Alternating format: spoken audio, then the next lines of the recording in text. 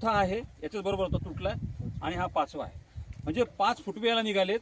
या फुटवेचं पानं निघायला सुरुवात झाली. या ठिकाणी एक पान निघालंय, दुसरं पान निघतंय. दुसऱ्या फुटव्याचं एक पान मोठं निघालंय, दुसरं पान निघायच्या मार्गात आहे. आणि जे या ठिकाणी आहे दुसरं, त्याला 1 2 3 4 5 आणि 6वा कोंब निघालेला आहे. हा एक फुटवा आहे. आता या ठिकाणी हा आपण मोजला, हा जो मोठा जो आहे त्याला 1 2 3 4 5 6 आणि 7वा कोंब हा निघतोय. म्हणजे 7 पानं आपण इथं काउंट केलेत.